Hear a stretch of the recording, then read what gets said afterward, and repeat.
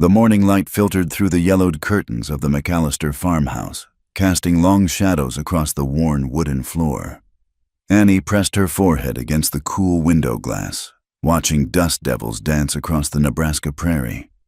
At 24, she had long accepted her place as the plain sister, the one whose calloused hands and sun-weathered face spoke of years spent in fields and kitchens rather than parlors and social calls. "Annie, get down here this instant!" Her father's voice thundered up the narrow staircase, sharp as a whip crack. She smoothed her faded calico dress and descended, each step measured and careful. In the kitchen, her mother sat rigid at the table, hands folded so tightly her knuckles had gone white. Her father, Thomas McAllister, stood near the cast-iron stove, his face darker than storm clouds.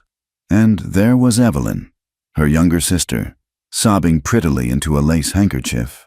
Even in distress, Evelyn was beautiful golden hair catching the light, porcelain skin unmarred by sun or labor, blue eyes swimming with tears that somehow made them sparkle more. "Tell her," Thomas commanded, his voice cold as January wind. Evelyn's sobs intensified. "I can't marry him, Annie. I simply can't. A rancher in Wyoming territory, living in some hovel in the wilderness. I'd rather die." Annie's stomach dropped as understanding dawned. For 6 months, Evelyn had exchanged letters with a rancher named Jesse Hartland, responding to his advertisement for a mail-order bride. The family had celebrated when he'd sent money for her passage west. It meant one less mouth to feed and a respectable marriage for their beautiful daughter. "You gave your word," their mother Margaret said quietly, but her eyes held sympathy for her favorite child. "I was confused. I didn't know what I was agreeing to," Evelyn wailed. "Besides, Samuel Morrison has been calling on me. He owns the general store. I could stay here near civilization, near family." "Enough!" Thomas slammed his fist on the table. "You took that man's money. You made promises. This family's reputation. Then let Annie go." The words fell from Evelyn's lips like stones into still water. Silence. Annie felt every eye turn to her. "What?" she whispered. Evelyn straightened, her tears miraculously ceasing. "Mr. Hartland has never seen me. We've only exchanged letters and that one photograph, the one where you can barely make out features. Annie could go in my place. She's more suited to that kind of life anyway." Annie's chest tightened. More suited. Because she was plain, because she was already worn down by work, because no one in town would offer for her anyway. "That's dishonest," Annie said, finding her voice. "Is it?" Thomas studied her with calculating eyes. "You're both McAllister daughters. He advertised for a bride, and he'll get one. Besides," his lips curved in a cruel smile, "what prospects do you have here? You think any man's going to court you when your sister's available?" The truth of it stung worse than any slap. Annie had watched men's eyes slide past her to Evelyn for years. She'd served refreshments at socials while Evelyn danced. She'd minded the farm while Evelyn attended church picnics and barn raisings. "I won't lie to him," Annie said firmly. "Then tell him the truth when you arrive," Thomas shrugged. "Let him decide. But you'll go, girl. You'll honor this family's commitment." "Father, please." "It's decided." He turned to leave, then paused. "You leave Thursday morning. Better start packing what little you own." The 2 days passed in a blur. Their mother helped her pack, folding Annie's few dresses, all practical, all mended multiple times, into a small trunk. She added her mother's Bible, some preserved food for the journey, and basic necessities. Evelyn avoided her entirely, though Annie heard her laughing with friends on Tuesday afternoon, already recovered from her crisis. That night, Annie found the letters from Jesse Hartland hidden in her room, placed there by Evelyn. She read them by candlelight, trying to glimpse the man she was being sent to. His handwriting was careful, educated. He wrote of his ranch, 200 acres in Wyoming territory, of cattle and horses, of mountains that touched the sky. He wrote of loneliness, too, though he tried to hide it between descriptions of daily life. He was 31, a veteran of the war, had built his home with his own hands. He wanted a partner, someone strong enough for frontier life, but gentle enough to make a house a home. Annie touched the letters gently. He'd written to Evelyn, praised her photograph, imagined her in his home. What would he think when plain, work-worn Annie stepped off that coach? Thursday dawned gray and bitter. The family gathered at the coach station, their breath forming clouds in the frigid air. Other travelers bustled about. A minister heading to Colorado, a family relocating to California, two rough-looking men who kept to themselves. "Remember," Thomas said, pulling Annie aside, "you're representing this family. Don't shame us." Her mother kissed her cheek, pressed a small cloth bundle into her hands. "Some peppermint candy," she whispered, "for the journey." Evelyn stood apart, beautiful in her blue wool coat.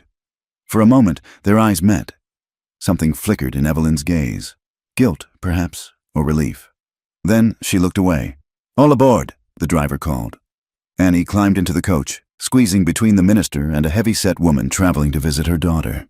As the coach lurched forward, she looked back once. Her family was already walking away. Only her mother glanced back, raising one hand in farewell. The journey stretched endlessly. They stopped at way stations to change horses, to eat hurried meals of tough beef and harder biscuits. The landscape transformed from familiar farmland to endless prairie, then to rocky, mountainous terrain. Annie's back ached from the constant jostling. Her traveling dress became dusty despite her efforts to keep it clean. The minister, Reverend Palmer, proved kind. He shared news from his newspapers, spoke of the growing towns out west, the opportunities for those brave enough to seize them. The heavy woman, Mrs. Craddock, complained constantly about the dust, the food, the accommodations. "And why are you heading to Wyoming, dear?" Mrs. Craddock asked on the third day, when boredom overcame propriety. "To be married," Annie said quietly. "Oh, how romantic. A sweetheart from back home." "A correspondence arrangement." Mrs. Craddock's eyes sharpened with interest. "A mail-order bride. My dear, how brave. Or desperate." She laughed at her own joke. Annie turned to watch the landscape roll by. Brave or desperate, perhaps both, perhaps neither. She was simply Annie McAllister, sent to fulfill her sister's obligation, carrying the weight of family honor on her shoulders. The mountains grew closer, stark and beautiful against the endless sky. Somewhere in their shadow waited Jesse Hartland, expecting a golden-haired beauty who wrote sweet letters and promised to make his house a home. Instead, he would get Annie plain, honest Annie, who knew more about plowing than poetry, more about preserving than prettiness. She touched the letters in her coat pocket.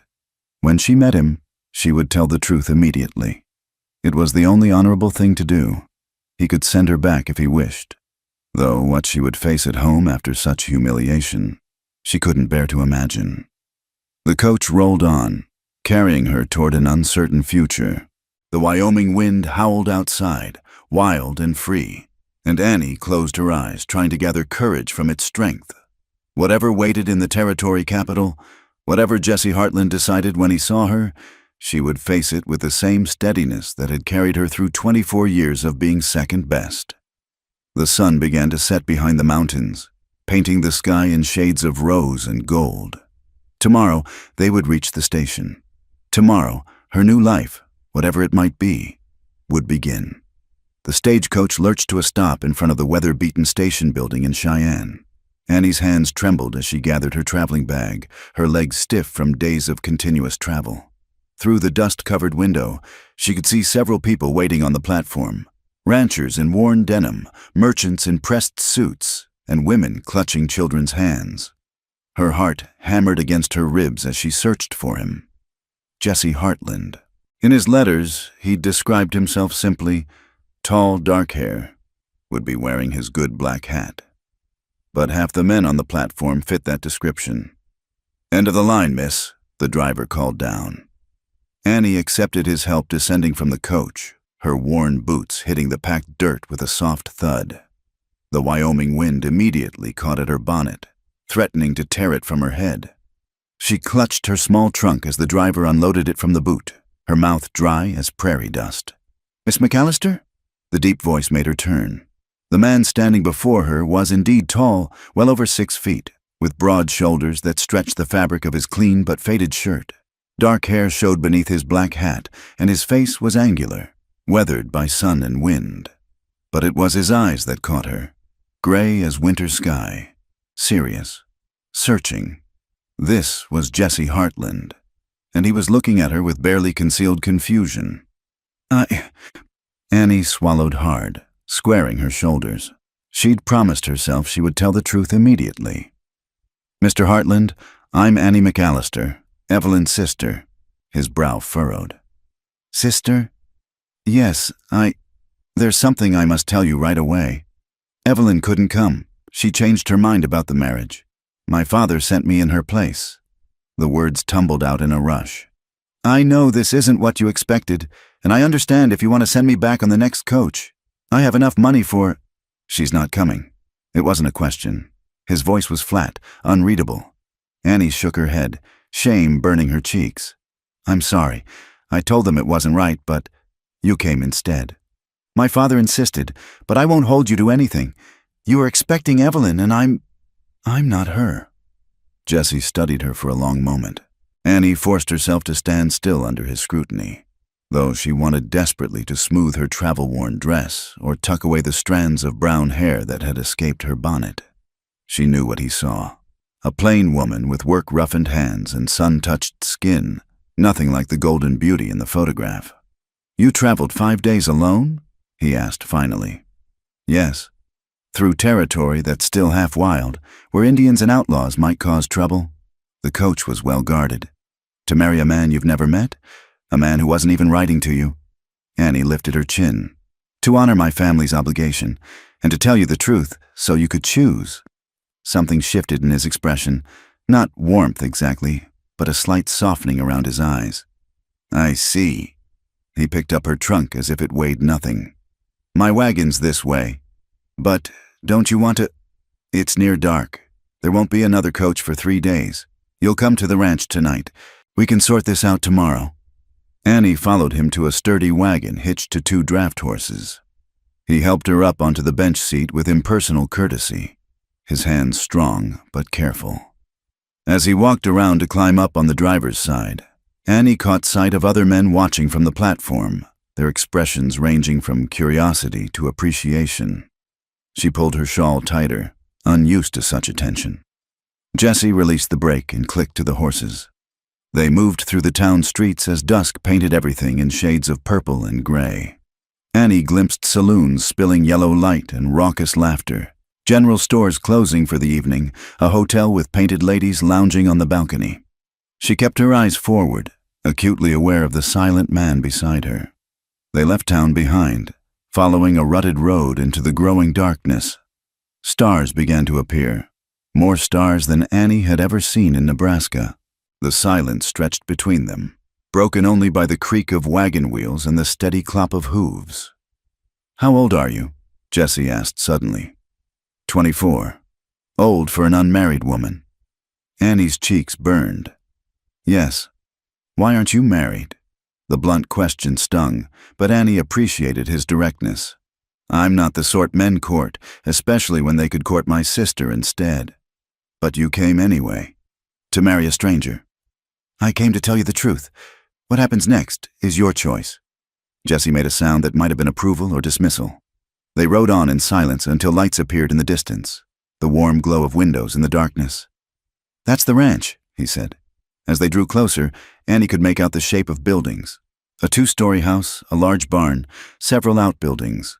It was more substantial than she'd expected, speaking of hard work and careful planning. The house itself was simple but well built, with a covered porch across the front and glass windows that must have cost dearly to freight out here. Jesse pulled the wagon up near the porch and came around to help her down.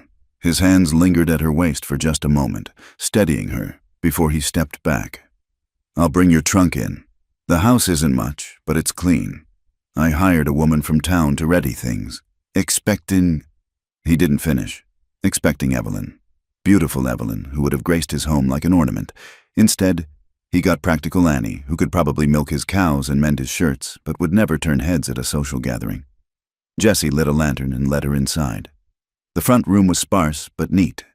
A stone fireplace, a settee that looked barely used, a rocking chair near the window. Everything spoke of a man living alone, function over comfort. Kitchen's through there, he gestured. Bedroom upstairs. There's a guest room where you can sleep tonight. Thank you. Annie removed her bonnet, smoothing her disheveled hair. Mr. Hartland, I should say again. You're here, he interrupted. You told me the truth straight off. That counts for something.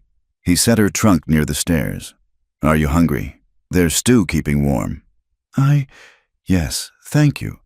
In the kitchen, Jesse ladled thick beef stew into a bowl and set it before her with a chunk of bread. He poured coffee from a pot on the stove, then sat across from her at the scarred wooden table. Annie ate carefully, aware of his watchful gaze. Can you cook? He asked abruptly. Yes. Keep house? Tend a garden? Yes. Handle livestock? Birth calves if needed? I was raised on a farm. He nodded slowly. And you can read and write, obviously, though the letters were Evelyn's, Annie finished. I'm sorry for the deception. You didn't deceive me. Your sister did. Your father did. His jaw tightened. But not you. They sat in silence while Annie finished her meal. The stew was good, hearty, and well-seasoned. Either the woman from town was an excellent cook, or Jesse had skills beyond what most bachelor ranchers possessed. I'll show you the guest room, he said when she was done. We'll talk more tomorrow. He carried her trunk upstairs, showing her to a small, clean room with a narrow bed and a washstand. There's water in the pitcher. Privy's out back. I rise at dawn. Mr. Hartland, Annie said as he turned to go. What will you decide? About me, I mean? He paused in the doorway, his face half in shadow. I advertised for a wife, Miss McAllister, a partner to share this life. Your sister promised that in her letters, then broke her word. You came here knowing I might reject you, but you came anyway. Told me the truth anyway. He was quiet for a moment. I'll decide based on who you are, not who you aren't. He closed the door, leaving Annie alone with the lantern's flickering light. She sank onto the bed, suddenly exhausted. Through the window, she could see the vast Wyoming sky, stars scattered like spilled salt across black velvet. She thought of Evelyn, probably being courted by Samuel Morrison right now, laughing in their parents' warm parlor. Thought of Jesse Hartland's gray eyes, serious and searching. He would decide tomorrow. Tonight she was here, in this strange house on the edge of wilderness, having traded the familiar cage of being second best for the unknown possibilities of a new territory. Annie changed into her nightgown and washed her face with the cool water. As she lay in the narrow bed, listening to the unfamiliar sounds of the house settling and coyotes calling in the distance, she wondered what morning would bring. Would Jesse send her back, keep her out of obligation, or might he possibly see something in plain Annie McAllister worth choosing? The wind rattled the windows, and somewhere in the house she heard Jesse's footsteps, steady and sure. Tomorrow would bring what it would bring. Tonight she had told the truth, and that, as he'd said, counted for something. Dawn came early to the Wyoming territory. Annie woke to the sound of a rooster crowing and the distant lowing of cattle. For a moment she forgot where she was, then reality crashed back. Jesse Hartland's ranch, the guest room, the uncertain future that awaited her downstairs. She dressed quickly in her second-best dress, a brown calico that had seen better days but was clean and pressed. Her hands moved automatically through the familiar routine of pinning up her hair, though she caught herself taking extra care, smoothing the wayward strands that always escaped at her temples. The house was quiet as she descended the stairs. Through the kitchen window, she could see Jesse already at work in the barn, his tall figure moving with economical grace. Annie surveyed the kitchen. A good stove, adequate supplies, but everything arranged as a man living alone would arrange it. Without thinking, she began to make breakfast. By the time Jesse entered, stamping his boots on the threshold, she had biscuits browning in the oven, bacon sizzling in the pan, and coffee strong enough to float a horseshoe.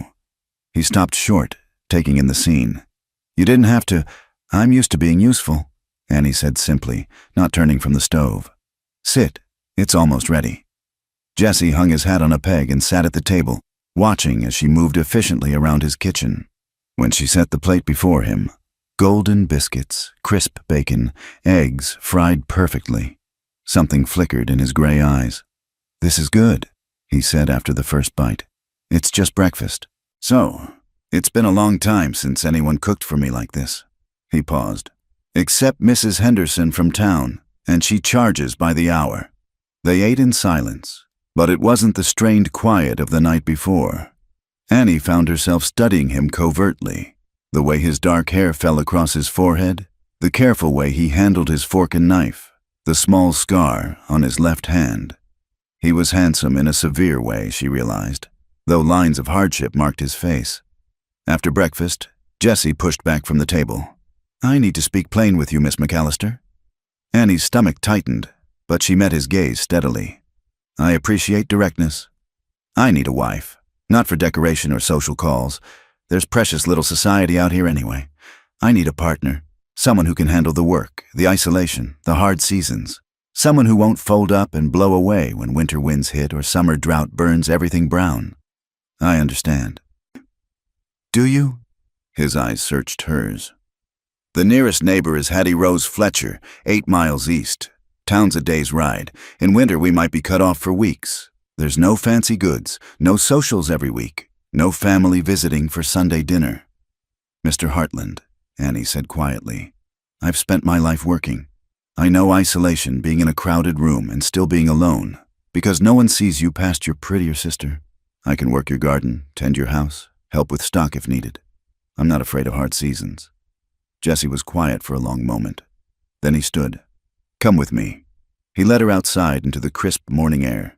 The ranch spread before them, the sturdy barn, corrals holding horses and a few milk cows, chickens scratching in the yard. Mountains rose in the distance, their peaks already crowned with snow, though it was barely autumn. 200 acres, Jessie said. Built it up from nothing after the war. Every fence post, every building, placed with these hands. He flexed his scarred fingers unconsciously. "It's not much compared to some spreads, but it's mine. Ours if—" He stopped. "If you decide to keep me," Annie finished. "If we decide to suit each other," he corrected. "I'm not an easy man, Miss McAllister. The war left its marks. I have moods, dark days. I work from dawn to past dusk. I don't talk much." "I'm not an easy woman," Annie replied. "I speak my mind. I'm plain as a fence post. I can't sing or play piano or do delicate needlework. I'll never be the ornament Evelyn would have been." "I don't need an ornament." His voice was rough. "I need someone real." A rider appeared on the horizon, moving fast. Jessie's hand moved instinctively to his hip, where Annie noticed he wore no gun, though the gesture suggested he once had. The rider resolved into a young man, perhaps 20, with sandy hair and an easy smile. He pulled up in a cloud of dust, touching his hat to Annie. "Morning, Jessie. This the new Mrs. Hartland?" "Miss McAllister," Jessie corrected. "Annie, this is Jonah Cooper. He helps out when I need an extra hand. Pleased to meet you, miss." Jonah's smile widened, his appreciation obvious. "Welcome to Wyoming territory. Jessie here's a lucky man." Annie felt heat rise in her cheeks. It had been years since any man looked at her with such open admiration. "Thank you, Mr. Cooper." "Just Jonah, miss. Everyone calls me Jonah." He turned to Jessie. "Came to tell you that fence in the north pasture's down again. Those ornery steers of Thompson's pushed through." Jessie's jaw tightened. "Third time this month. Want me to round them up?" "We'll both go. Need to have words with Thompson about keeping his stock on his own land." Jessie glanced at Annie. "I'll be back by midday." "I'll be here," she said simply. She watched them ride off, noting how Jonah kept turning to look back at her. Jessie sat his horse like he was born to it, back straight, moving as one with the animal. Annie turned to survey her temporary domain. If Jessie decided to send her back, at least she could leave things better than she found them. She started with the house, opening windows to air out the bachelor staleness. The main room needed little, just dust removed and furniture rearranged to catch the morning light. She found Jessie's bedroom upstairs, as sparse as a monk's cell. The bed was made with military precision, a Bible on the nightstand, the only personal touch. In a trunk at the foot of the bed, she discovered a Union uniform, carefully folded, and beneath it, letters tied with string. Annie didn't read them. They weren't hers to read, but she noticed they were addressed to Sergeant Jessie Hartland. and the newest was dated 1865. By the time she heard horses approaching, Annie had bread rising, beans soaking for supper, and had beaten the parlor rug clean. She was in the garden, assessing what could be salvaged from Jesse's attempt at vegetables, when a woman's voice called out, "Hello there, you must be the bride." The woman climbing down from a rickety wagon was perhaps 50, with graying hair and a face weathered to leather. She wore men's trousers under her skirt and boots that had seen better decades. Her smile was warm as summer sunshine. "I'm Hattie Rose Fletcher, your nearest neighbor. Came to see if Jesse finally got himself hitched." "Annie McAllister," Annie replied, wiping her hands on her apron. "And not hitched yet. It's complicated. Honey, everything about Jesse Hartland is complicated." Hattie Rose's eyes were shrewd but kind. "Come on, let's have some coffee and you can tell me all about it. That man needs a woman's perspective and he surely won't ask for it." Soon they were seated at the kitchen table, the coffee pot between them. Annie found herself telling the whole story. Evelyn, the substitution, Jesse's reserved reaction. "So you're not the pretty sister," Hattie Rose said bluntly. "Good. Pretty would last about one winter out here before hightailing it back to civilization. You, though." She studied Annie with experienced eyes. "You've got staying power. I can tell. He might still send me back. Maybe. But I saw how that boy Jonah looked at you. Jesse saw it too. Nothing like a little competition to clarify a man's thinking." "There's no competition. Mr. Hartland doesn't know what he wants yet," Hattie Rose interrupted. "Men are like that sometimes, too caught up in what they expected to see what's right in front of them." She stood to leave. "Word of advice, don't try to be your sister, be yourself. Jesse Hartland's got no use for pretense." After Hattie Rose left, Annie continued working. She found satisfaction in bringing order to the house, in coaxing life from the neglected garden. When Jesse returned near sunset, he found her hauling water to the struggling tomato plants. "Let me," he said, taking the bucket from her hands. Together they watered the garden as the sky painted itself in shades of pink and gold. Jesse worked beside her in comfortable silence, following her lead on which plants to save and which to pull. "Jonah asked to come to supper," he said as they finished. "That all right?" Annie heard what he wasn't saying, that Jonah was interested, that this was a test of sorts. "Of course, there's plenty." Supper was a lively affair with Jonah there. He talked enough for all three of them, telling stories of ranch life, asking Annie about Nebraska, complimenting everything from the beans to how she'd arranged the flowers on the table. Wildflowers Jesse hadn't even noticed she'd picked. Jesse grew quieter as the meal progressed, his gray eyes moving between Annie and Jonah. When Jonah offered to help with dishes, Jesse intervened. "Getting late. Best head home before full dark." Jonah grinned, unperturbed. "Right you are. Miss Annie, pleasure dining with you. Hope to do it again soon." After he left, Annie and Jesse cleaned up in silence. As she washed and he dried, Annie felt the weight of decision hanging between them. "He's a good man," Jesse said finally. "Young, enthusiastic, has his own place starting up. He'd court you proper if you send me back?" Annie's hand stilled in the soapy water. "Is that what you've decided?" Jesse set down the plate he was drying, turning to face her. In the lamplight, his face was all shadows and angles. "I haven't decided anything, except this house already feels different with you in it, one day, and it feels alive." Annie's heart skipped, but she kept her voice steady. "Houses need tending, like gardens, like everything else out here." "Yes," Jesse agreed quietly. "They do." He said nothing more, but Annie felt something shift between them. Not a decision made, but a possibility acknowledged. Tomorrow would bring what it would bring. Tonight, she had a place here, temporary though it might be. And for now, that was enough. 2 weeks passed in a rhythm of work and careful distance. Annie rose each dawn to cook breakfast. Jesse ate in appreciative silence, then disappeared into the endless tasks of ranch life. She kept house, tended the garden, mended his clothes without being asked. They moved around each other like dancers who knew the steps but never touched. The evening Annie found the letters changed everything. She was cleaning the small desk in the parlor when the drawer stuck. Wrestling with it, she jarred loose a bundle of papers that scattered across the floor. As she gathered them, she realized they were Jesse's letters to Evelyn, the ones he'd never sent, rough drafts crossed out and rewritten. She shouldn't read them. They weren't meant for her, but her eyes caught on her sister's name, and she was lost. "Dear Miss McAllister," one began, the handwriting less controlled than in the letters Evelyn had received. "I am not good with words.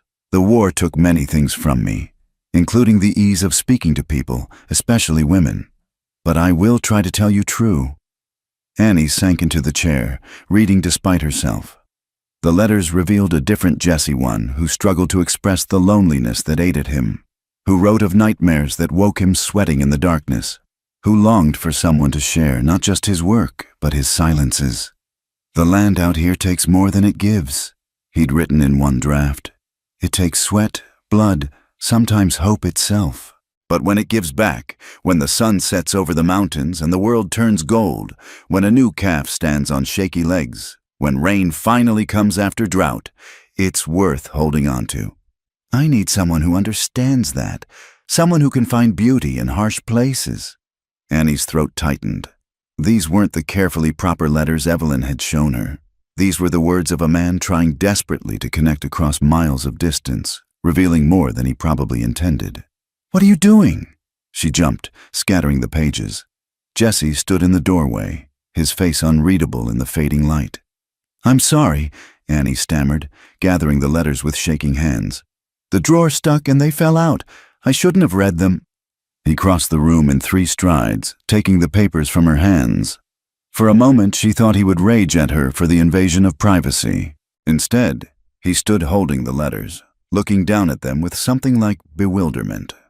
"I wrote these before sending the proper ones," he said quietly. "Couldn't figure out how to say what I meant without sounding like a fool." "You don't sound like a fool."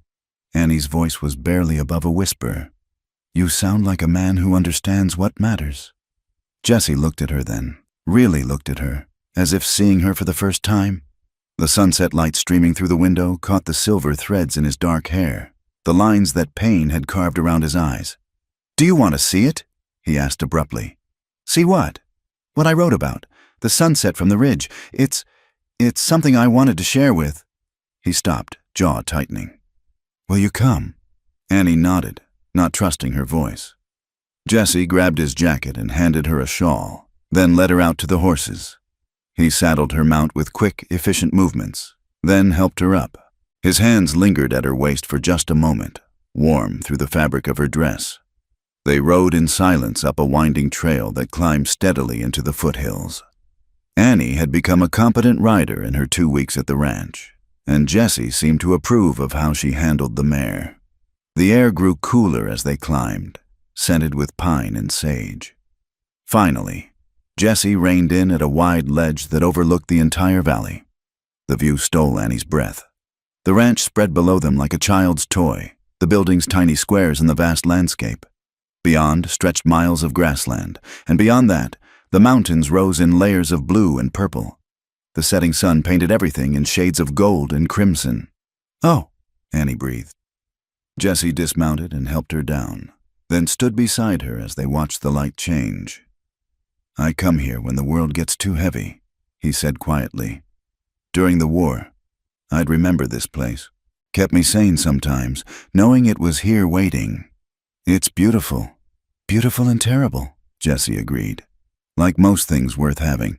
He glanced at her. "Your sister would have hated it." Annie turned to face him. "How do you know?" Her letters, full of parties and social calls, new dresses and gossip from town. She wrote about people, never about land or weather or the way morning light changes with the seasons. He paused.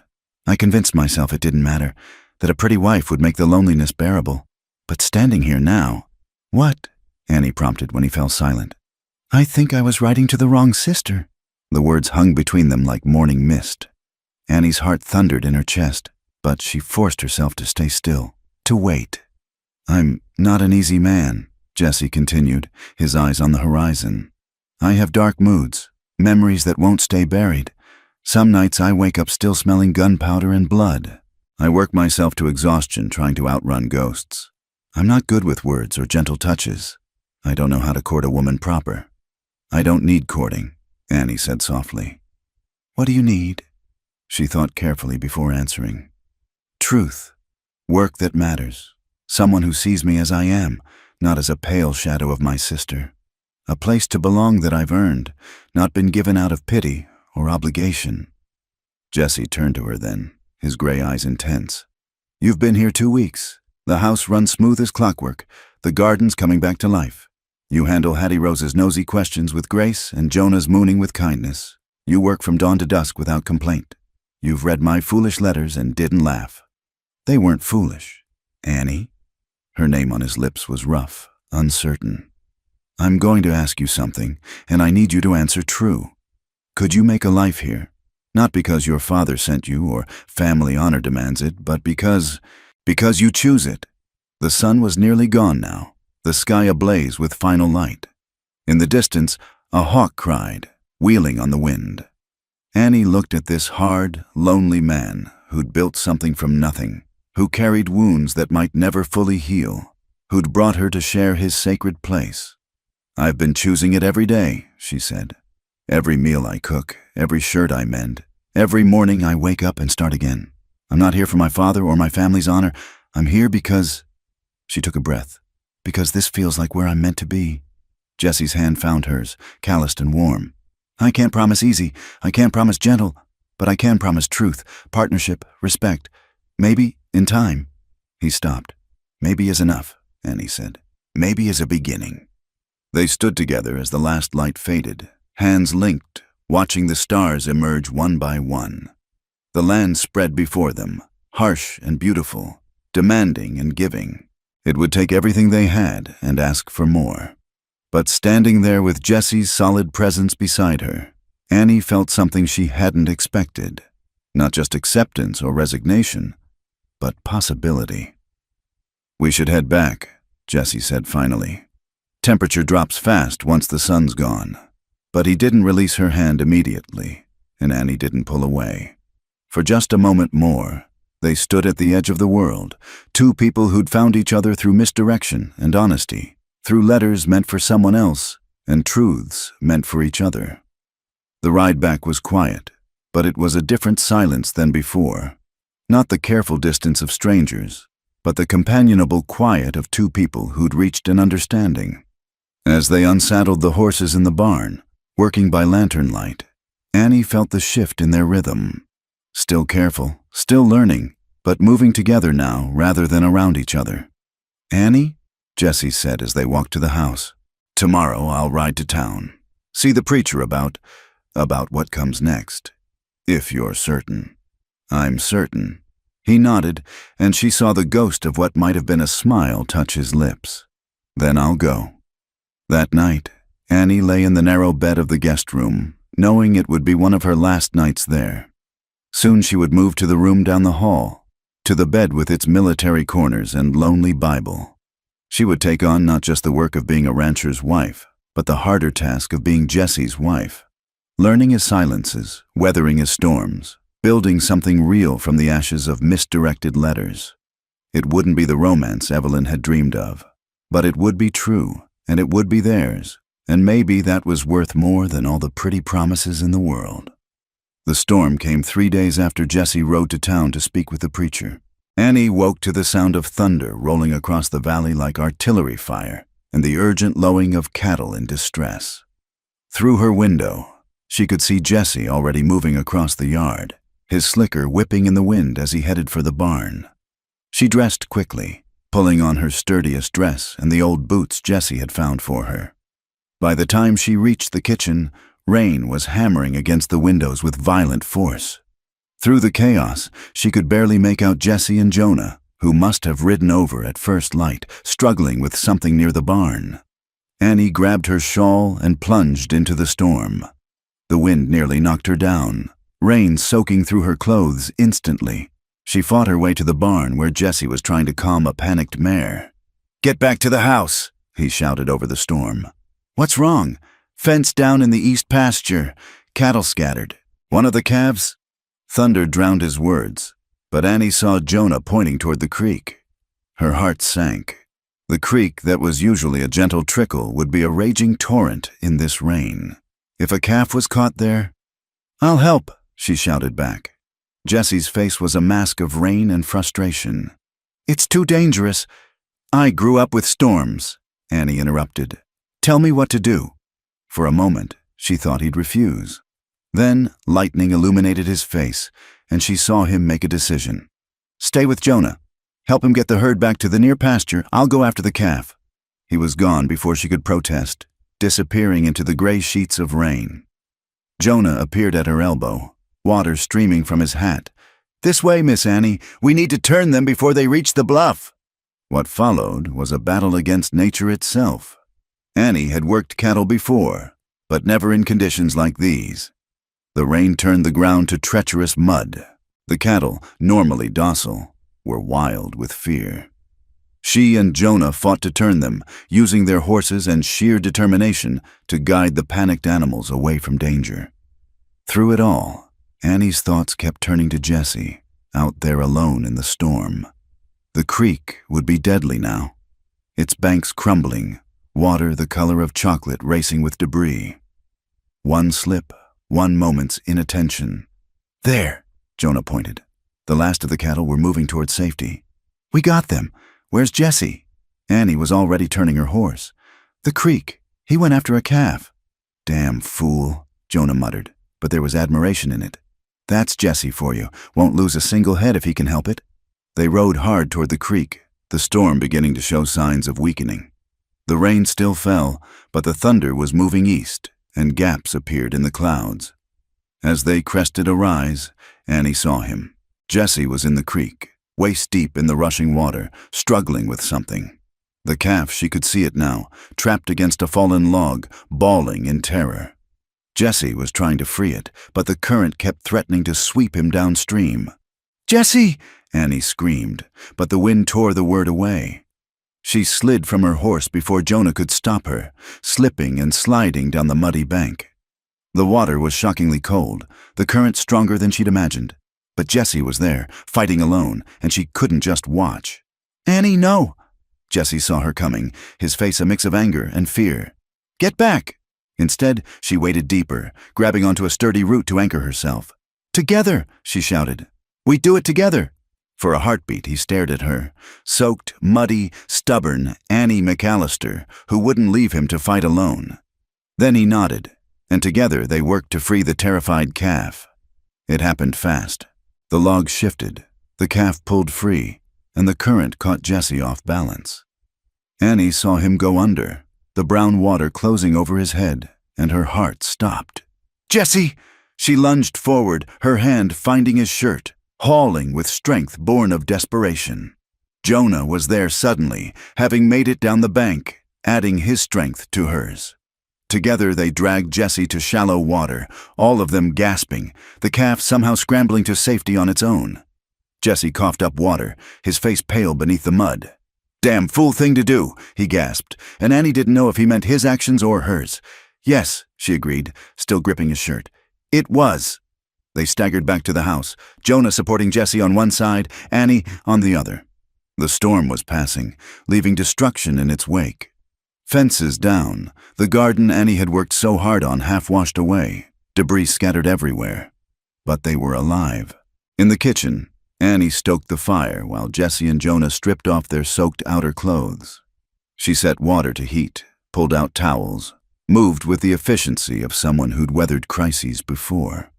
But her hands shook as she poured coffee, remembering that moment when the water closed over Jessie's head. "You could have been killed," Jessie said quietly. He sat at the table, a blanket around his shoulders, studying her with those serious gray eyes. "That current could have taken you." "It could have taken you," Annie countered, bringing him the coffee. "Did you think I'd just stand on the bank and watch? Most women would have. I'm not most women." "No," Jessie agreed, something warm flickering in his gaze. "You're not." Jonah cleared his throat. "Well, I'd best check on the rest of the stock. Make sure we didn't lose any others in the storm." He grabbed his still-soaked hat, nodding to them both. "Glad you're all right, Jessie." "Miss Annie, that was brave. Foolish, but brave." After he left, Annie and Jessie sat in silence, broken only by the crackling fire and the gentler rain still pattering on the roof. Annie became aware of her appearance. Dress muddy and clinging, hair hanging in wet ropes, face probably streaked with dirt. Not exactly the picture of a proper bride-to-be. "I spoke to Reverend Morrison," Jessie said suddenly. Annie's heart jumped. "Oh? He can marry us Saturday, if—" He paused, seeming to struggle with the words. "If you still want to. After seeing what life here can be like, storms and danger and calves that need saving even when it's foolish to try." Annie moved to sit across from him, reaching out to cover his cold hand with hers. "Jessie, I didn't wade into that creek because I had to. I did it because—" She took a breath. "Because you were in trouble, and I couldn't bear to lose you, not when we've just found each other." His hand turned under hers, fingers interlacing. "I'm not good at saying things, but when I saw you coming down that bank, terrified and determined and not backing down, I knew." "Knew what?" "That I'd written to the wrong sister, like I said, but maybe that was the only way to find the right one." Annie felt tears prick her eyes, mixing with the rainwater still dripping from her hair. "So Saturday? If you're willing. It won't be fancy. Just us, the preacher, Hattie Rose, and maybe Jonah as witnesses." "I don't need fancy," Annie said. "I just need true." Jessie squeezed her hand, and for the first time since she'd arrived, he smiled, a real smile that transformed his stern features. "Then Saturday it is." They spent the rest of the day working side by side, repairing what the storm had damaged. The garden was a loss, but Annie was already planning where to replant. The fences would need days of work, but they could be fixed. As the sun broke through the clouds near evening, painting the wet world in gold, Annie felt a deep contentment despite the destruction. That night, as she prepared for bed, Annie found Jessie on the porch, staring out at the land. "Can't sleep?" she asked, wrapping her shawl tighter against the cool air. "Thinking," he replied, "about storms and choices and letters that go astray." Annie moved to stand beside him. "Any regrets?" He was quiet for a long moment. "My only regret," he said finally, "is that you had to come here believing you were second choice. You weren't, Annie. Maybe you were second sent, but you were first chosen. Does that make sense?" "It does," Annie whispered, and it did. In the strange arithmetic of the heart, sometimes the indirect path led most truly home. They stood together watching the stars emerge, the storm-washed sky clearer than glass. In 3 days, she would be Annie Hartland, rancher's wife, partner in this hard and beautiful life. It wasn't the fairy tale Evelyn had dreamed of, but it was real and solid and theirs. And that, Annie thought as Jessie's hand found hers in the darkness, was worth more than all the pretty dreams in the world. The letter arrived the morning of Annie's wedding day. She was in the kitchen pressing her best dress, a simple gray wool that Hattie Rose had helped her alter to fit properly when Jessie came in from the morning chores. His face was unreadable as he held out the envelope. "It's from Nebraska," he said quietly. "Your sister's handwriting." Annie's hand stilled on the iron. She stared at the letter as if it were a rattlesnake, coiled and ready to strike. Of course, Evelyn would write now, when Annie had finally found her footing, finally begun to believe in the life she was building. "Do you want to read it alone?" Jessie asked. Annie set down the iron with careful precision. "No. Whatever she has to say, you should hear it too." Her fingers trembled slightly as she broke the seal. Evelyn's flowery script sprawled across the page, as decorative and insubstantial as lace. "Dearest Annie," she read aloud, "I hope this letter finds you well, though I confess I worry constantly about your situation. How you must be suffering, exiled to that desolate place because of Father's stubbornness. I write with wonderful news. Samuel Morrison has released me from our understanding. He found my sacrifice in sending you away too painful to bear, knowing how I must pine for the life I was meant to have." Jessie made a sound that might have been disgust. Annie continued reading, her voice steady despite the anger building in her chest. "I have convinced Father that the whole arrangement was a terrible mistake. Mr. Hartland surely sees by now that you cannot possibly fulfill the role of a proper rancher's wife. You were always more suited to simpler tasks. I am certain he must miss the connection we formed through our letters. the meeting of minds and hearts that mere physical presence cannot replace. Annie's hands tightened on the paper. She goes on, she said tightly. Listen to this. I am prepared to honor my original commitment. Mr. Hartland need only send word, and I will come immediately to take my rightful place. You, dear sister, can return home where you belong. Father has agreed to this solution. After all, Mr. Hartland deserves the bride he was promised, not a pale substitute. Do not think of this as failure, Annie. Some of us are meant for grander stages, and there is no shame in acknowledging one's limitations. She set the letter on the table, smoothing it with hands that wanted to crumple it instead. The kitchen was silent except for the ticking of the clock and the distant sound of cattle. She's wrong, Jesse said finally, his voice rough with suppressed emotion. Is she? Annie heard the bitterness creep into her voice. She's beautiful, accomplished, everything you thought you were getting when… She's wrong, Jesse repeated more firmly. He moved around the table, taking Annie's shoulders in his hands, forcing her to meet his eyes. Annie, I need you to hear this. Really hear it. Annie looked up at him, seeing her own reflection in his gray eyes. Plain, practical Annie, with her work-worn hands and weather-touched skin. Your sister writes pretty letters, Jesse said slowly. But that's all they were, pretty words on paper, meaning nothing. She wrote about parties I'd never attend, people I'd never meet, a life that has nothing to do with this place. I was lonely enough to think that didn't matter, fool enough to believe beauty could survive out here without substance behind it. His hands tightened on her shoulders. You came here expecting rejection, but you worked anyway. You saw what needed doing and did it without being asked. You stood in a storm beside me, risked your life for a calf that wasn't even yours yet. You've made this house a home in ways I didn't even know it was lacking. But she's selfish, Jesse interrupted, something like anger flashing in his eyes. She broke her word, sent you in her place like you were worth less, and now wants to sweep in and claim what she threw away because her other option failed. That's not beauty, Annie. That's ugliness dressed in silk. Annie felt tears burn her eyes. I've spent my whole life being second to her. Then stop, Jesse said simply. You're not second here. You're not a substitute or a replacement. You're Annie, and you're who I choose. Today, tomorrow, and every day after. He reached past her to pick up the letter, his jaw tight. What do you want to do with this? Annie looked at the letter, at Evelyn's careless words that even now had the power to wound. Then she looked at Jesse's face, serious and certain, waiting for her decision. Burn it, she said quietly. After the wedding, we'll burn it together. Something shifted in Jesse's expression, pride, perhaps, or relief. Good. Now, I believe Hattie Rose will be here soon to help you get ready. And he paused, a slight flush creeping up his neck. I should probably shave. Despite everything, Annie found herself smiling. That might be wise. Wouldn't want Reverend Morrison to think I'm marrying a mountain man. Jessie touched her cheek, a gesture so gentle it made her heart ache. 3 hours, Annie. 3 hours and it's done, legal and binding and permanent.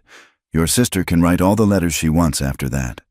He left to prepare, and Annie returned to pressing her dress, but her mind kept circling back to Evelyn's words. Pale substitute. Cannot possibly fulfill the role. Some of us are meant for grander stages. You all right, honey? Hattie Rose's voice from the doorway made Annie jump. The older woman entered, carrying a small basket and wearing her best dress, a deep blue that had seen better years but was clean and neat. I'm fine, Annie said automatically. Uh-huh. Hattie Rose set down her basket and picked up Evelyn's letter from the table, scanning it quickly. Her expression darkened with each line. That little witch. On your wedding day, no less.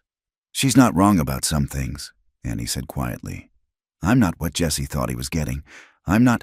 Stop right there. Hattie Rose's voice was sharp.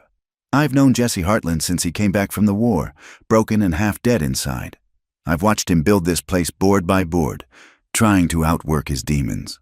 And I've watched you these past weeks. She moved closer, taking Annie's hands. You know what I see? I see a man who smiles now when he didn't before. I see a house that feels lived in instead of just occupied. I see a woman who doesn't just endure this life but embraces it. Your sister couldn't last a week out here, pretty or not. But the letters were lies, Hattie Rose said bluntly. Maybe she didn't mean them to be, but they were. She painted a picture of someone who doesn't exist, some fantasy wife who could somehow be delicate and decorative while surviving frontier life. You, though, you're real.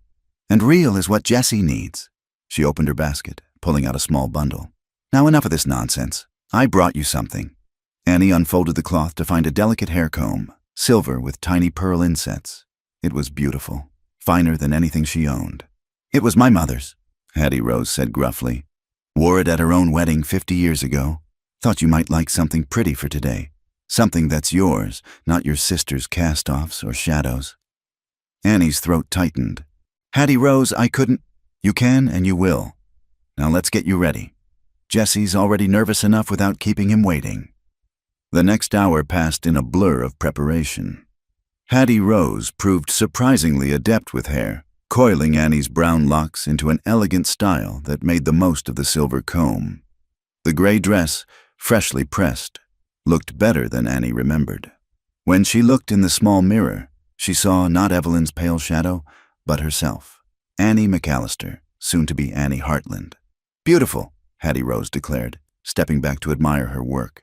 I'm not beautiful, Hattie Rose repeated firmly. Not like your sister, all flash and surface. Beautiful like this land, honest and strong and enduring. That's worth more than pretty any day. A knock at the door made them both turn. Jonah's voice called out, Ladies, Jesse sent me to see if you're ready. He's wearing a hole in the church floor with his pacing. Annie took a deep breath, smoothing her skirt one last time. In the pocket of her dress, she could feel the weight of Evelyn's letter, waiting to be burned. But that was for later. Now, there was a man waiting for her, a good man who saw her truly and chose her anyway. I'm ready, she called back, and found that she meant it. The church was small, barely more than a chapel, but someone, probably Hattie Rose, had placed wildflowers in mason jars along the aisle. Jesse stood at the front with Reverend Morrison, and when he turned to watch her enter, the look on his face stopped her heart. He was wearing his best shirt, freshly shaved, his dark hair carefully combed, but it was his expression that caught her wonder and certainty mixed with something that might have been love, given time to grow. Annie walked toward him, leaving Evelyn's words behind with each step. This was her choice, her life, her future. Not second best, not a pale substitute, but exactly where she was meant to be. When Jessie took her hands at the altar, they were steady and sure, and Annie knew with bone-deep certainty that she was home. The drought began in May, 3 months after the wedding. At first it seemed like nothing more than a dry spell, the spring rains tapering off earlier than usual, the grass browning at the edges. But as June crawled by without a drop of moisture, and July arrived with skies of brass and a sun that scorched everything it touched, even the old-timers began to worry. Annie stood at the kitchen window, watching dust devils dance across what used to be the vegetable garden. The plants she'd so carefully tended had withered despite her efforts to haul water from the increasingly shallow well.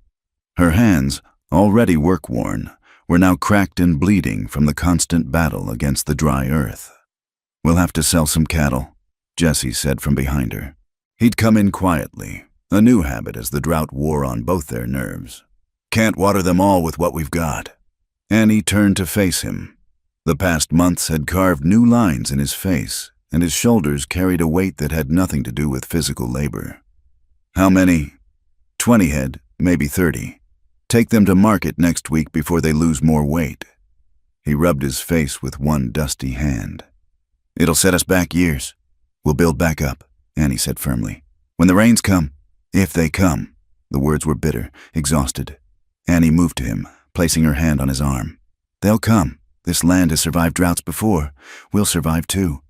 Jessie covered her hand with his, and for a moment they stood together, drawing strength from each other. Then he straightened, becoming the practical rancher again. I'll ride to town tomorrow, see about selling. Maybe pick up what supplies we can afford. I'll come with you, Annie said. It's a hard ride in this heat. I'll come with you, she repeated. They'd learned, these past months, not to waste energy arguing about such things. Partnership meant sharing the burdens, all of them. The ride to town the next morning was grueling. The sun was already fierce by 7 o'clock, and dust rose in clouds from the horses' hooves. Annie had wrapped a damp cloth around her neck, but it dried within minutes. The landscape that had seemed so alive when she first arrived was now painted in shades of brown and gray, as if the color had been burned out of it. Town was suffering too. The small businesses looked pinched and desperate, their windows dusty, their proprietors standing in doorways with worried expressions. At the general store, Annie noticed prices had risen sharply while portions had shrunk. Mrs. Heartland, the shopkeeper, Mr. Briggs, greeted her with a nod. His eyes flicked over her faded dress, the careful mending at the cuffs. "What can I do for you today?" Annie handed over her modest list: flour, salt, coffee, the barest essentials. As Mr. Briggs gathered the items, she heard whispers from the other women in the store. "Married the wrong sister, they say. Mail-order bride that wasn't even meant for him. She's plain as a fence post, but I suppose in a drought year." Annie kept her chin high, focusing on counting out coins from her small purse. But the words stung, especially now when she felt ground down by worry and work. "Don't mind them," a voice said quietly beside her. Annie turned to find Mrs. Morrison, the Reverend's wife, a kind-faced woman who'd always treated her cordially. But today there was something else in her expression. Pity, perhaps. "I don't," Annie lied. "It must be difficult," Mrs. Morrison continued, lowering her voice, "knowing he was expecting someone else, someone more suited to society. I'm sure your sister was very beautiful." The words, though spoken with apparent sympathy, cut deep. Annie felt heat rise in her cheeks that had nothing to do with the temperature. "My husband chose me, Mrs. Morrison, not my sister. Me." "Of course, dear. I didn't mean to imply. It's just that in these hard times, a man needs beauty to come home to, something to lift his spirits. And you're so practical."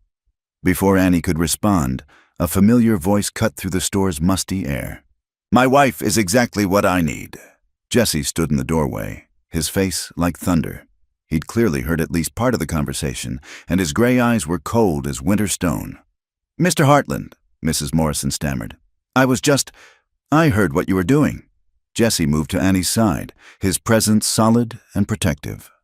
"My wife works harder than any 3 women in this town. She's kept our ranch running through this drought while others have given up. She's tended sick cattle, mended fences, hauled water until her hands bled. And she's done it without complaint, without running back to an easier life." He looked around the store, meeting the eyes of everyone present. "You want to know what I chose? I chose strength over beauty, substance over show. I chose a partner who stands beside me in the worst of times, not an ornament who'd wilt at the first sign of hardship. I chose Annie, and I'd choose her again every day for the rest of my life." The silence in the store was absolute.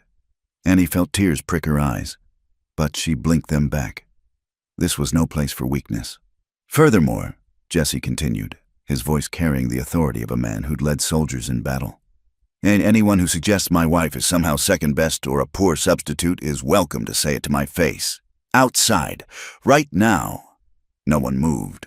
"That's what I thought." He turned to Mr. Briggs. "Add a pound of sugar to that order, and that bolt of blue calico my wife was eyeing last month." "Jesse, we can't afford," Annie began. "We can't afford not to remember what we're working for," he said quietly. "For her ears alone. Something beautiful in the midst of all this dust." They left the store with their heads high, but Annie could feel the weight of the stairs following them.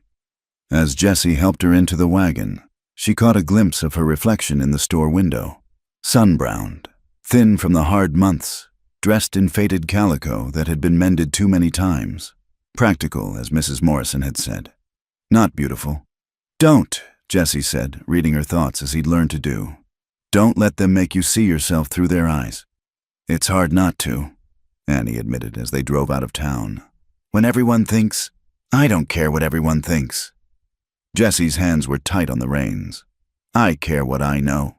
And I know that when I wake up at 3 in the morning, sick with worry about the ranch, you're there. When the well runs low, you find ways to make the water stretch. He paused, then continued more quietly. When the war memories get bad, you don't ask questions or demand explanations. You just stay. They rode in silence for a while, the heat pressing down on them like a physical weight. Finally, Annie spoke. That was quite a speech back there. I meant every word. I know. She touched his arm lightly. Thank you. Don't thank me for speaking the truth. He glanced at her and she saw a flash of the vulnerability he rarely showed. Annie, this drought will end. The rains will come. The grass will grow again. But even if they didn't, even if we lost everything and had to start over somewhere else, I'd want you with me. Not your sister, not some prettier woman, not anyone else. You. Annie felt her throat tighten. You're sure? Even though... I'm sure. His voice was firm. Are you?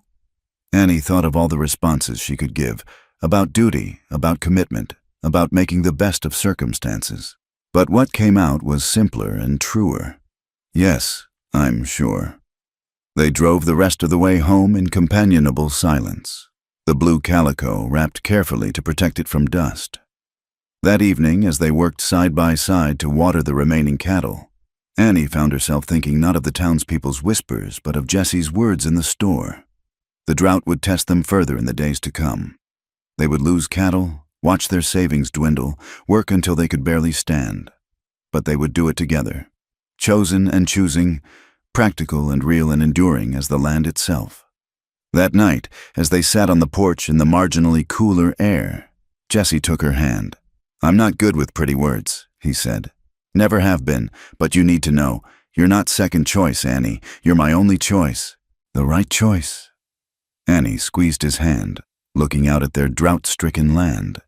It would rain again. The grass would grow.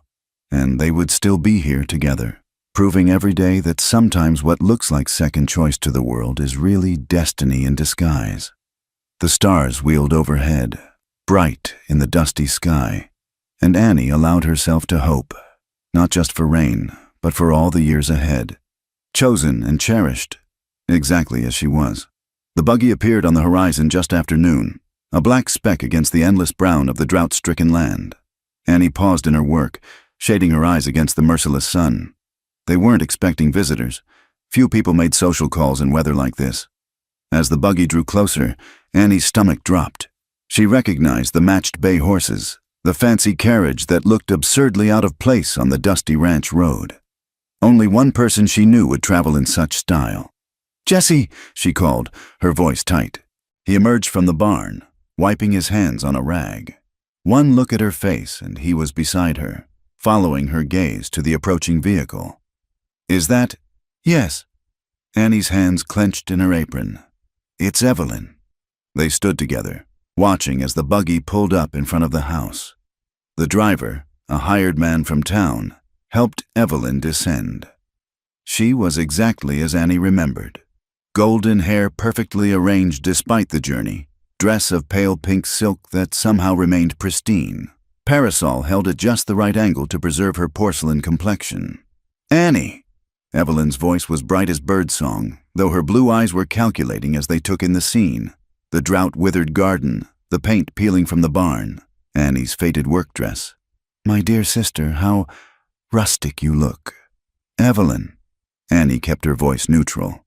This is unexpected. Is it? Evelyn's laugh tinkled like broken glass. Surely you received my letter about visiting, though I suppose mail delivery must be unreliable in such a remote location. There had been no letter, and they all knew it. Jesse moved slightly closer to Annie, a subtle show of support that Evelyn's sharp eyes didn't miss. Mr. Hartland. Evelyn turned the full force of her beauty on him, dropping into a graceful curtsy. How wonderful to finally meet you in person. Your letters painted such a vivid picture. I feel as though I know you already. Mrs. Hartland, Jesse said coolly, emphasizing Annie's married name. Perhaps you should offer your sister some refreshment after her journey. Annie wanted to refuse, to send Evelyn away before she could spread her poison, but the habits of hospitality ran deep. Of course, Please come in, Evelyn." The kitchen that had always seemed comfortable now felt shabby with Evelyn in it. She perched on a chair like an exotic bird, somehow making the simple act of accepting a glass of water look like a performance. "I must say," Evelyn began, her eyes roving over the plain furnishings, "it's quite cozy. Though I imagine you must miss the comforts of civilization. I know I would simply perish without proper society." "We have what we need," Annie said evenly. "Do you?" Evelyn's smile was sharp. "Because from what I hear in town, things have been rather difficult. This dreadful drought, cattle dying, barely scraping by. It must be so hard for you, Mr. Hartland, seeing your ranch suffer so." Jessie leaned against the doorframe, arms crossed. "Hard times don't last. Hard people do." "How poetically you put it." Evelyn smoothed her skirts. "Still, I can't help but think how different things might have been if circumstances had been different." "You mean if you'd kept your word?" Annie found her voice, anger overcoming her usual restraint. "If you hadn't sent me in your place like I was something to be discarded?" Evelyn's eyes widened in practiced innocence. "Annie, dear, I was thinking of your welfare. You seem so resigned to spinsterhood, and I thought this might be your chance for a life of your own. I was trying to help. By lying, by letting Mr. Hartland expect you. But it all worked out, didn't it?" Evelyn turned to Jessie, her expression melting into something soft and appealing. "Though I must confess, reading those letters, feeling that connection we shared through words, I've wondered if perhaps we were hasty, if perhaps fate meant for us to find another way to each other." The silence in the kitchen was deafening. Annie felt something cold settle in her chest, all her worst fears crystallizing in this moment. Here was Evelyn, beautiful even in the midst of drought, offering Jessie everything Annie couldn't: beauty, grace, the woman he'd originally chosen. Jessie pushed off from the doorframe, moving to stand behind Annie's chair. His hand came to rest on her shoulder, warm and steady. "Mrs. McAllister," he said, and his voice carried the same steel it had in the general store. "I think there's been a misunderstanding." "Oh?" Evelyn batted her eyelashes. "What kind of misunderstanding?" "You seem to think I made a mistake, that I settled for something less than what I wanted." His hand tightened slightly on Annie's shoulder. "You're wrong." Evelyn's smile faltered. "But the letters—" "Were pretty lies," Jessie interrupted. "Every word calculated to present a picture that had nothing to do with reality. You wrote about parties and social calls, fashion and gossip. Not once did you mention if you could birth a calf, mend a fence, stretch a meal to feed unexpected guests, or stand beside a man when the world was burning down around him." "Those aren't exactly romantic topics," Evelyn protested. "No, they're not," Jessie agreed. "They're real life, my life, the life Annie has embraced without complaint or reservation." He moved around the chair to face Evelyn directly. "You want to know what I see when I look at my wife? I see a woman who told me the truth from the first moment, even when it might have cost her everything.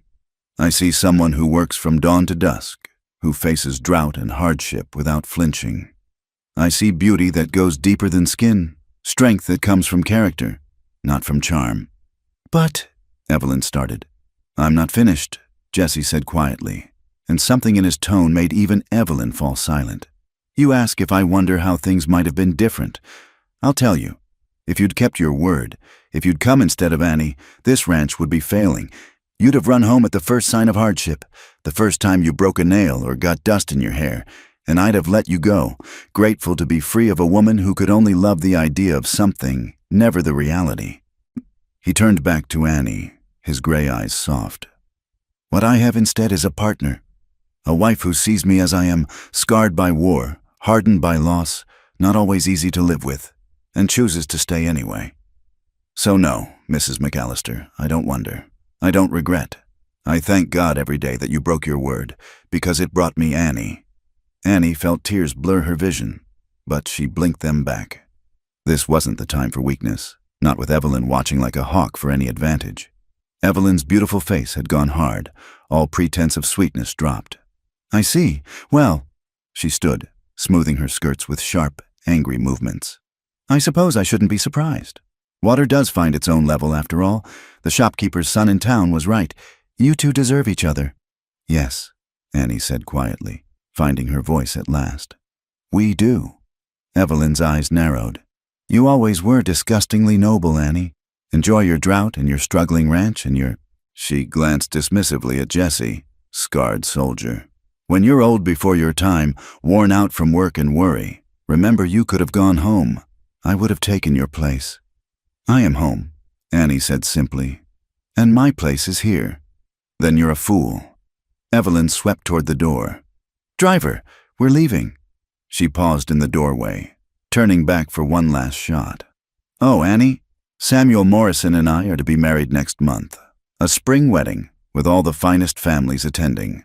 I'll be sure to send you an invitation, though I doubt you'll be able to attend. The journey would be so expensive. Then she was gone, leaving only the lingering scent of her French perfume and the echo of wagon wheels retreating into the distance. Annie and Jesse stood in the kitchen, the silence stretching between them. Finally, Annie spoke. She was right about one thing. Water does find its own level. Jesse moved to her, pulling her into his arms. What do you mean? I mean we match, you and I. Not in the way she meant it, as an insult, but truly match. We're both scarred, both practical, both more interested in truth than pretty pictures. She pulled back to look at him. I never thanked you properly. For what you said. Didn't say it for thanks, Jesse murmured. Said it because it's true. Every word. Annie reached up to touch his face, this good man who saw her truly and loved her anyway. Do you know what I realized, watching her sit there in her silk dress, trying to make us feel small? What? That I wouldn't trade places with her for anything. Not for all the silk dresses and spring weddings in the world, because I have something she'll never have. A real partnership, built on truth and tested by fire. I have you. Jesse's arms tightened around her. Forever, Annie. That's what I promised at our wedding, and that's what I meant. Forever. Outside, the sun continued its relentless assault on the land. The drought would last several more weeks before the rains finally came. But standing in their simple kitchen, holding each other as the dust of Evelyn's departure settled, Annie and Jesse knew they had already weathered the worst storm, the storm of doubt and comparison and what might have been. That evening, as they sat on the porch watching the stars emerge, Jesse took Annie's hand. No more ghosts, he said quietly. No more wondering if you were second choice. You were my true choice, Annie. My only choice. The one I'll keep choosing every day for the rest of our lives. Annie squeezed his hand, feeling the calluses that matched her own, the strength that had built this life they shared. Forever, she agreed, and meant it with every fiber of her being. The land stretched out before them, harsh and beautiful and theirs. Tomorrow would bring more work, more challenges, more chances to prove that love wasn't found in pretty letters or silk dresses, but in the choice to stand together when the world tried to tear you apart. They had chosen each other, not in spite of who they were, but because of it. And that choice, renewed daily in 1,000 small acts of love and partnership, was worth more than all the beauty and wealth in the world. Under the vast Wyoming sky, two hearts beat as one, finally and fully home. Thank you for listening to this story from the Wild West. Where are you enjoying this tale from? Please comment below and let's connect. Don't forget to subscribe to the From Wild West channel and share your thoughts about Annie and Jesse's journey. What did you think of their love story? We'd love to hear from you.